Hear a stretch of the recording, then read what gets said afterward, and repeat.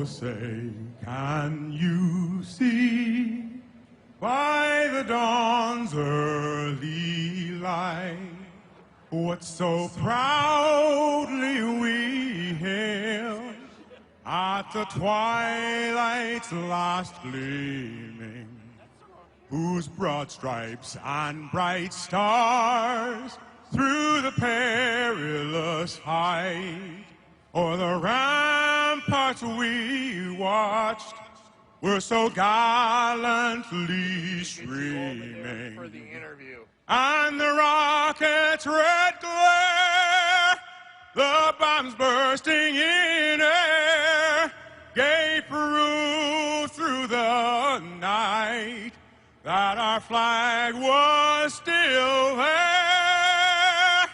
Oh, say, does that star-spangled banner yet wave o'er the land of the free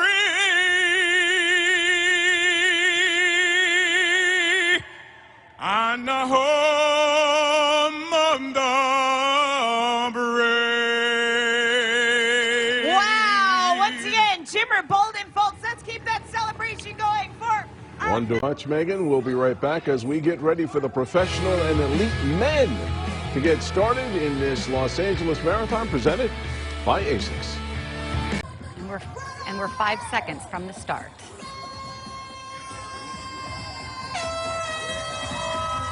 And now, 16 minutes and 5 seconds later, the men will begin the hunt. And they will see the try. Now, that's very interesting now. Of course, they're competing against one another.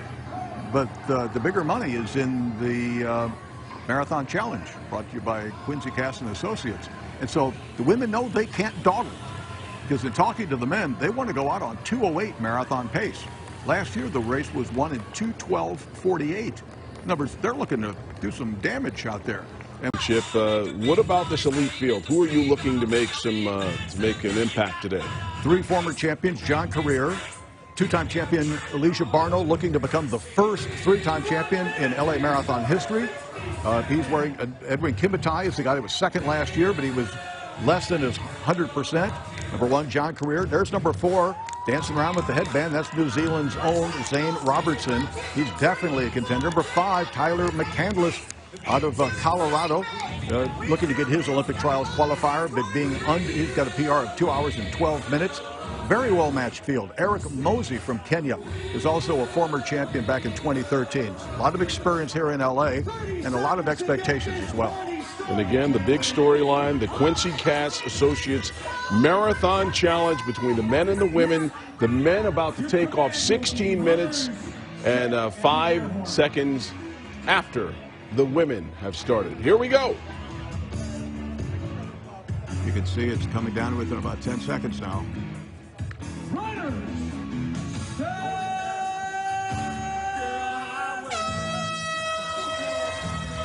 See how anxious they were to get going. And every 5 kilometers, people in the lead vehicle will inform both the men and the women where they stand in relation to the chase schedule that they're on, the challenge schedule. There's Zane Robertson right away, going to the front like he said he would. He's a no-nonsense guy. I mean, that's the opposite of what the women did. We had one of the slower women, Amanda Phillips, who took the lead, and then the women finally caught her. But boom, right off the bat, Robertson out like a bullet. And as we were talking to Zane... Am I doing it here? Careful. You want her? Wait, hold on. Come on, come on, come on, come on. Shoot that. We're coming close. Real quick, jump in. There we go. Megan, All right, are you there? I am with...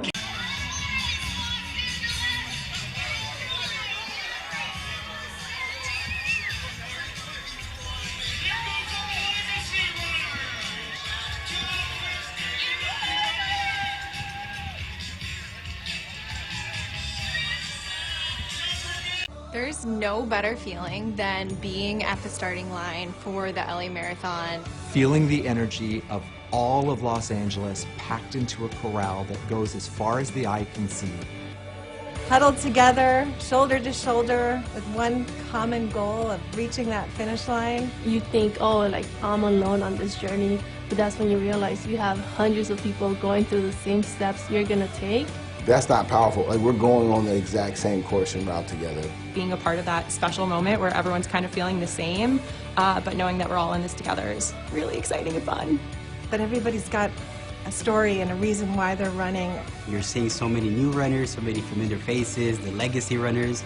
The legacy runners are all there and all up front. We hold up the numbers that say LAM 37. That's always such a hoot. It's just like this energy that sort of everyone just becomes one. Continuous live coverage of the 37th running of the Los Angeles Marathon presented by ASICS. And the runners just keep coming as they make their way to Century City and the Avenue of the Stars. They're in Sepulveda. Tony and Dina, the marathon is sometimes called every man or every woman's Everest. What is it that ignites that spark in someone to go out and try this? You know, when everyone who first conceives of running a marathon initially says, I can't do that. Then they do the training, and it takes months. Then they have that red letter day on the calendar, you circle it. And the next thing you know, that day you go out and you finish the distance. And then you look back at the entire experience and say, I didn't think I could do it. Then I did do it. What else don't I think I can do? It's the road to Damascus for a lot of people. You discover something within yourself that heretofore you never knew existed. And so you instantly realize, I've been shortchanging myself my entire life. It's the metaphor for life. You feel great, you feel horrible, but you just keep soldiering on. Yeah, and as a spectator, you can see the discomfort in the runner. As a runner, you can feel that discomfort. But when you get to that finish line, whether you're witnessing it or feeling it yourself, the elation is something that you carry throughout a lifetime. So every one of life challenges becomes your greatest asset because you have that ability. Whatever it was that got you through it, you have that ability to keep going. Look at Students Run LA. Look at Skid Row Running Club. Look at the legacy runners. These are not fast people, but they're dedicated to the same principle that John Career and Tanina Kwambai, all our champions, you know, today, Delvine Marangor. The speed may be different, but Kenny Moore, the great Sports Illustrated writer and two-time Olympic marathoner, said the feelings of running hard and making your goal, the same feelings and emotions you have, the doubts, the exhilarations, the wonderment, that's exactly the same, just the speed's different.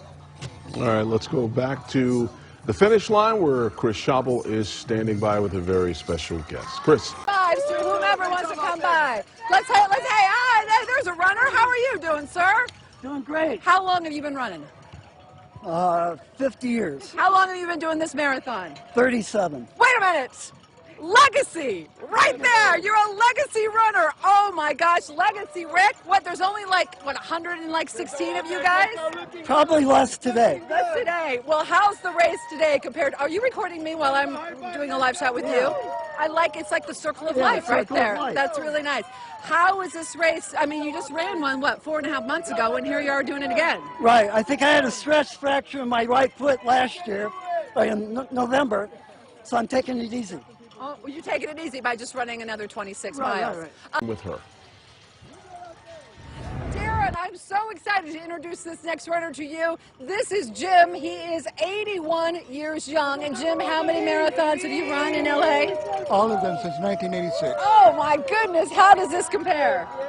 This course? Yes, this course. It's okay. It's okay. Well, you know what? If you're a legacy runner, you can say that. Jim, you are an inspiration. I don't want to keep you behind any longer than I need to. These guys are inspiration. Aren't they? It's for the students? Is that what you're talking about? Because I want to be an example for them. Well, then, you know what? Mission accomplished. All right, Jim, I got to just say, run, Jim, run. Thank you. Thank you. Oh, 81 years old. Nice to see you guys. Congratulations. Cheryl! Completely kind of like hyping you up. They're like, you got this. It's always at your race and your pace, but we're all in the same experience. So sharing that moment is everything. And there's a lot of rejoicing at that time from everyone. You see people, you know, happy and laughing and hugging. You see people literally on their hands and knees crawling across the finish line. You've seen people falling down to their knees in tears. And even if you're sore or tired, at the finish, you don't quite feel that so much until you get home. how much pain you are in, don't forget to smile for the camera. Wave your hands and you smile, you get your pictures. You carry a smile with you for the rest of your life, knowing what you've accomplished, and you get to share that positivity with everybody in your life circle.